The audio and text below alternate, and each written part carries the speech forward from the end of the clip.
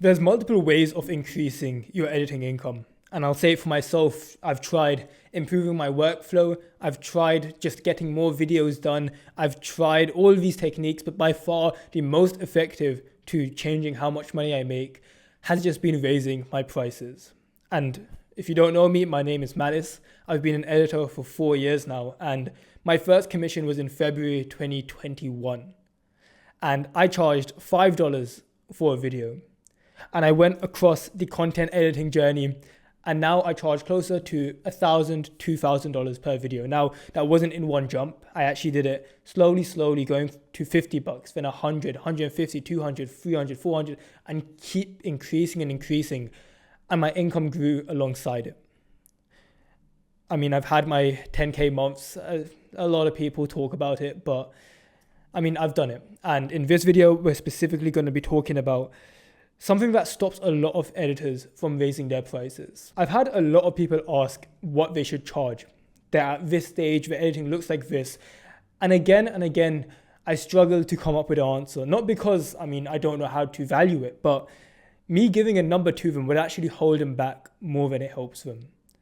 Because there's no objective amount you should charge. The truth is, the videos I do right now for 1,000, 1,500 per video are pretty much the same quality that I do when I was at $200, $100. And it reminds me of also Jackson, where I helped him go from basically editing on Fiverr, where he was charging around $50 per video. He's now charging closer to 400, 500, 600. He said it himself, where the videos he edits, the clients are expecting the same amount of work, but they're just paying like however many times more. The exact way that you close a client is pretty much the same, whether it's at $50, $200, $400, $600, $1,000, and I'll even say it, even up to 2,000. I haven't tested it past there, but the closing is the exact same. The actual messages that you send are the same. The only thing that you change is the number that you type in. But why is it so hard to raise your prices? What I found is it's less about the messages that you write. It's less about the clients that you're trying to get, and more about something called conviction. Now, conviction, if you haven't heard of it before, is essentially belief. It sounds a little cringe, but it's belief in your product, it's belief in your service. And someone who believes in their product or service will have more conviction than someone that doesn't. Now, here's why this is important. It's pretty easy for me to say, well, just believe your editing is worth it. Just believe you're worth $400 per video and just charge it. But when you're saying that you're worth a certain amount, you know in your heart whether you believe it or not. Because here's the thing, whatever number you charge right now, think about the number where you know you could consistently get people to say yes to it. Whatever that number is, whether it be with your current clients or someone you've had in the past, the reason you felt comfortable charging that amount was because you had the underlying belief that what you are giving this client is more worth than the price. You might even feel like you're getting underpaid. You'd feel confident to charge that much, right? So you have conviction at that price. But the reason your conversion rate, the number of people that say yes to you, it suddenly drops the second you go even higher than that, is because you don't have the belief that you're actually worth that amount. So that's actually the first part of raising your prices. It's actually believing that it's actually possible, and there's people out there who are charging that much for the clients that you want, in the niche you want. A lot of people think that there's certain niches that don't have as much money. But I've worked in a lot of different niches. I've worked in finance, worked in documentary, worked in gaming, worked in React, worked in IRL, worked in like crypto. I've worked in all these like different niches. I've worked in art, worked in football. Like I've done all of these things. And there's high paying clients in all of them. In every single one, there's guys willing to pay 500, 1,000 per video. So it's less about the actual niche, and it's more about what we're talking about here, which is, first you need to understand that, there's people in those niches, the niches you want, that want to pay that much. And second of all, you need to be able to have the confidence to actually say the number and realize while you will get more no's, the yeses that you do get will be worth more. So here's something I call, pretty much you have to test through volume. So getting an outreach sample size of, let's say 10, You outreach 10 times and most of them say no. A lot of people would see that and say, well, this price is too high. Or even worse, they'll outreach to 5 people, get no response and say, well, I guess it just doesn't work. Guess I'm not good enough to get clients. But here's the thing. Would it be reasonable that you outreach to 10 people and those 10 people just coincidentally weren't looking for an editor? Or it's just, you didn't have a sample size large enough for you to come to a conclusion. Because here's the thing, if there was a scientific experiment that they were trying, a drug test or whatever, they wouldn't test it on 10 participants or 10 lab rats, whatever. They do it over hundreds. They do it over thousands. And while you might not need 1,000 people to test if a price is right, until you've done about 30, 40, 50 people that you've exposed this offer to, you've exposed this price to, and then you see, okay, there's a certain amount of people that say yes or say no, you don't know whether a price is actually too high. Because here's the thing, you could get 1 or 2 people saying yes out of 200, but you only work with a couple of clients at a time, right? I'll give you an example. When I had my first 10K month, which was December 2022, I was working with a couple clients. I mean, you only need a couple of guys. Realistically, you're not even going to work with more than 4 guys at one time. Right now, I'm only working with a single client. And it's you need to realize that you don't need everyone to say yes. So you got to be okay with understanding, first of all, that people do actually pay that much. And I'll give another example of that, a huge discovery that one of my editors that I coach had, when I'll talk about that. So first you need to understand that, there are clients that are willing to pay this much in every niche. Second of all, you need to be okay with charging that. And third of all, you basically just have the conviction that what you're selling is worth it. And that's what we call conviction, once again. How do you get conviction? How do you have true belief that what you're selling is worth it so that you don't feel insecure to charge how much you want to charge? Well, I've got them written down when I was writing this out. There's a few different things. One of them is going to be editing ability.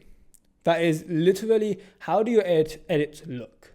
It's how smooth are your animations? How good is your sound design? Do you even understand sound design? What about your storytelling? Have you looked into those things and have you actually tried to improve in them and taken active steps to improve at them? When you know that you've actually taken steps to improve your editing ability, you will have more conviction, more belief in your work when you want to charge higher. And here's what's interesting. Even if your editing ability isn't objectively the best, you can still have conviction in it, knowing that you're still putting effort into it. You're still actively trying to improve it. Because compare 2 people. One guy who's an 8 out of 10 at editing. He's really good, but he knows that when he gets a client project, he doesn't actually try that hard. Who would have more conviction between him and a guy that's maybe at 5 out of 10, but he knows that when he gets a client project, he works his ass off. He knows that he checks every single last frame to make sure it's all right. Who would have more conviction when they're trying to raise their prices? Of course, it would be the guy, even if he's at less editing ability, but knows that he'll try harder on videos. So just almost promising yourself that you're going to be someone that tries on videos, as weird as it sounds, is actually one of the best ways to be comfortable raising your prices. Because at the prices I'm at now, the reason I feel comfortable charging this much, so I charge around £500 day rate, which is around $600-700 per day, and it works out to a couple thousand per video.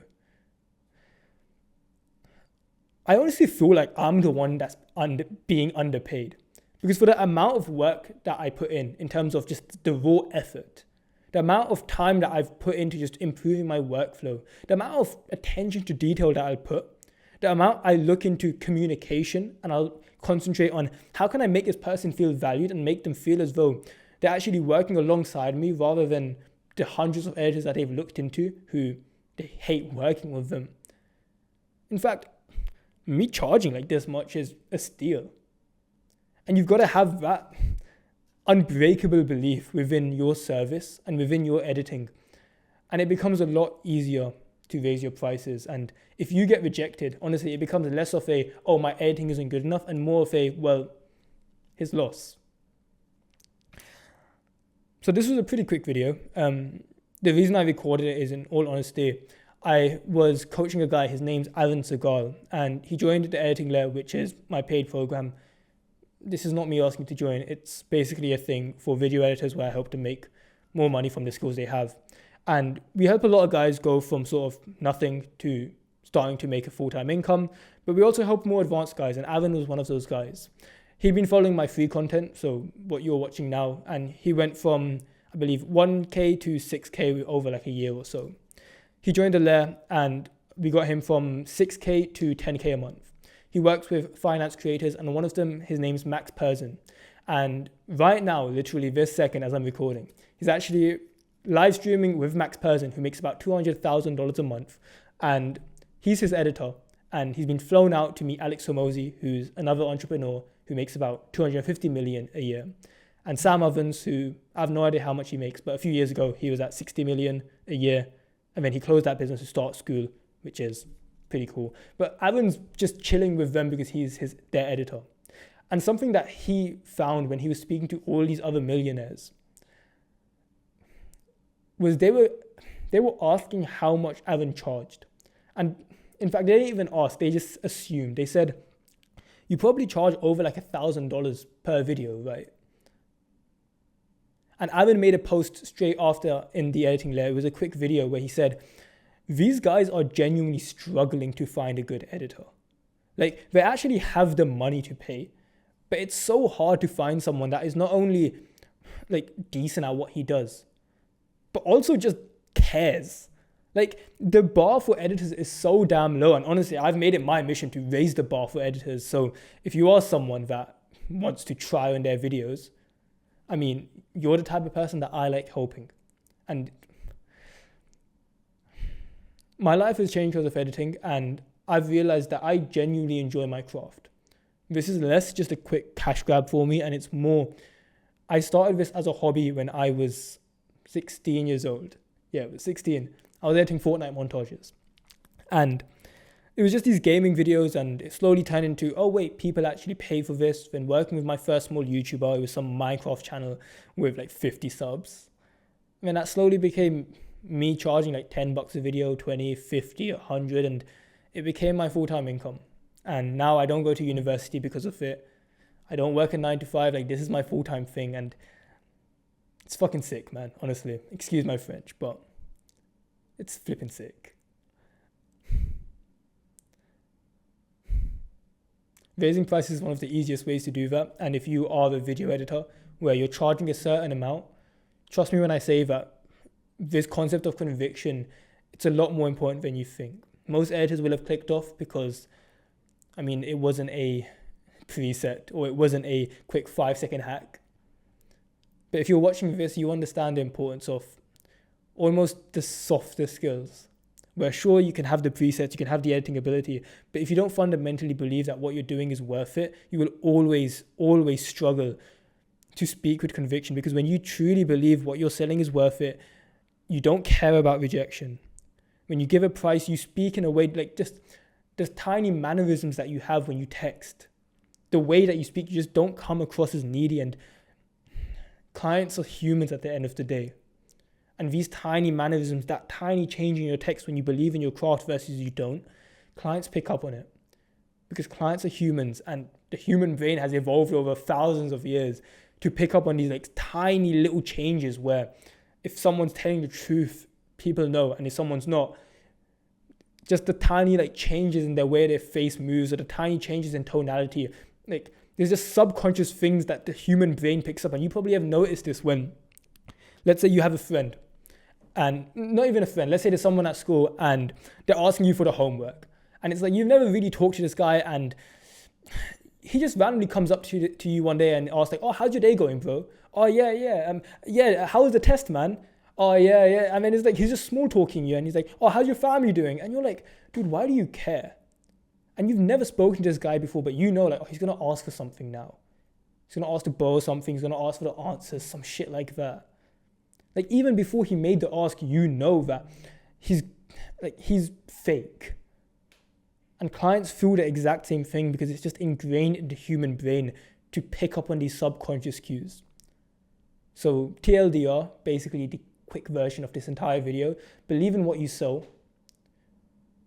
Just change the number when you're speaking to clients. Like, you can go through the entire script that you normally would when you're initial messaging someone, establishing expectations. So talking about style, deadline, price, and that last little bit after you've established the expectation, that's the only thing you change. The entire script is the same. When you're closing someone, when you're handling objections, when they say, oh, it's too expensive, the way you handle that, everything is the same.